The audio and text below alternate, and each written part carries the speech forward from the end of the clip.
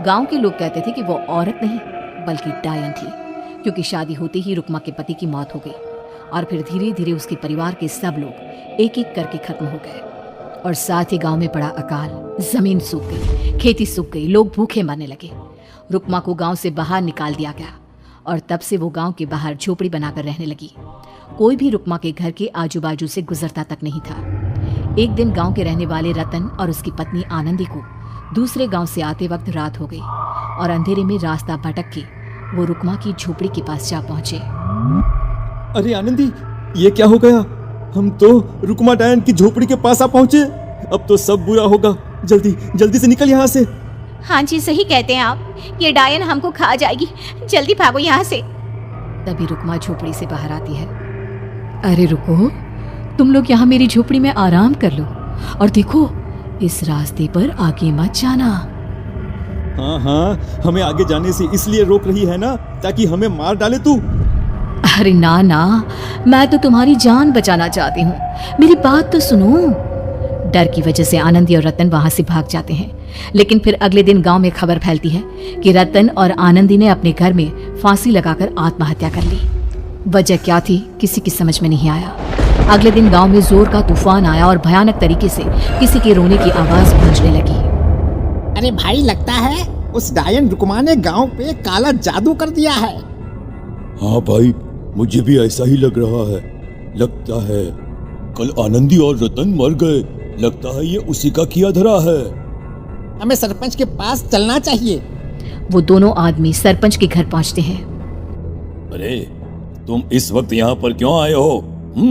जानते नहीं बाहर क्या हो रहा है? कितनी डरावनी आवाज गांव में गूंज रही है। बस मालिक, किसी तरह आ गए। पूरे गांव वालों की जिंदगी का सवाल है। अरे मालिक, ऐसे तो सब एक एक करके मर जाएंगे। तो क्या चाहते हो, क्या किया जाए? मालिक, हमें रुक्मा को मारना होगा। अरे जब तक वो डायन गांव में जिंदा रहेगी तब तक गांव में ये सब होता ही रहेगा। शायद ठीक कह रहे हो तुम लोग, मगर ये काम करेगा कौन? मालिक, अगर आप कहे तो हम दोनों मिलके इस काम को अंजाम दे दे। बस आपको हमें यकीन दिलाना होगा कि हम पकड़े नहीं जाएंगे। ठीक है, लेकिन बाहर जो आतंक का साया है उसमें तुम दोनों रुक्मा तक पहुंचोगे कैसे? हैं? क्या तुम्हें डर नहीं लगता? मालिक, आप उसकी चिंता ना करें। काल भैरव का भभूत है हमारे पास।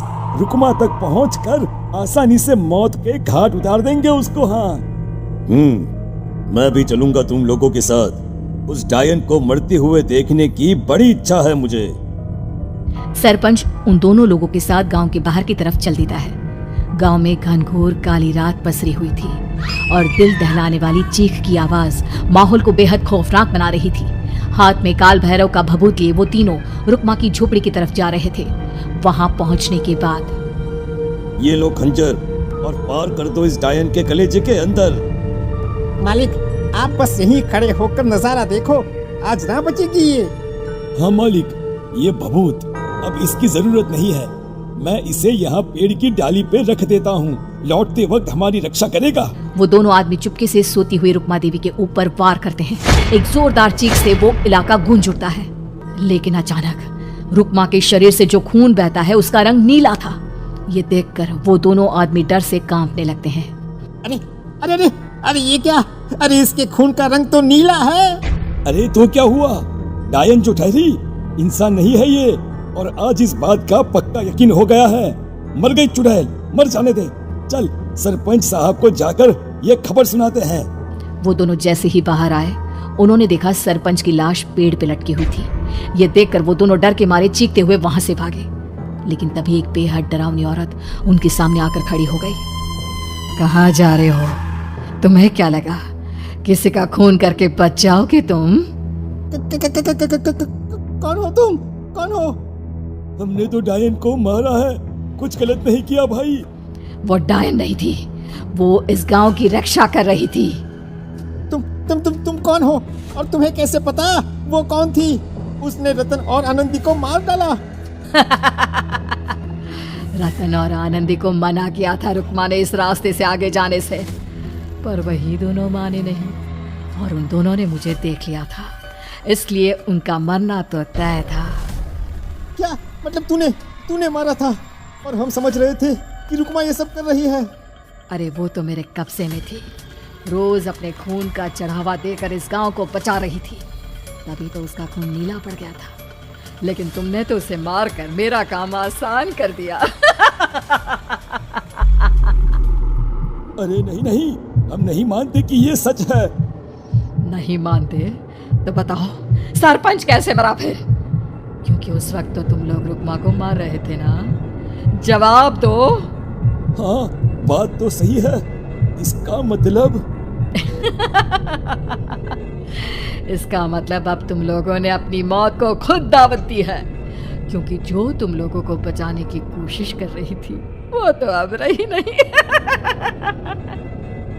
अरे लेकिन कौन है वो जो हम लोगों को मारना चाहता है? आत्मा, रुकमा के घर वालों की आत्मा। वो लोग कोई आम आदमी नहीं, खूनी भेड़िए थे और रुकमा ने उनका ये राज जान लिया था। रुकमा के अंदर शक्तियां थी जिसके चलते उसने उन सबको खत्म कर दिया। क्या? अरे लेकिन पूरा गांव तो समझ रहा था कि रुकमा अपने घर वालों को खा गई। खा रुकमा नहीं, मैं आ गई। क्योंकि असली डायन मैं हूँ और अब कोई नहीं बचेगा इस गांव में, कोई नहीं। भागो तुम दोनों। वो दोनों आदमी पागलों की तरह भागते हुए गांव पहुंचते हैं। वहां देखते हैं कि पूरा गांव खुद की नदी बन चुका था। हर तरफ लाशें ही लाशें पड़ी थी और रुकमा के मरे हुए घर वाले उन लाशों को खा रहे थे। कुछ देर के बाद उन दोनों का भी वही हाल हुआ।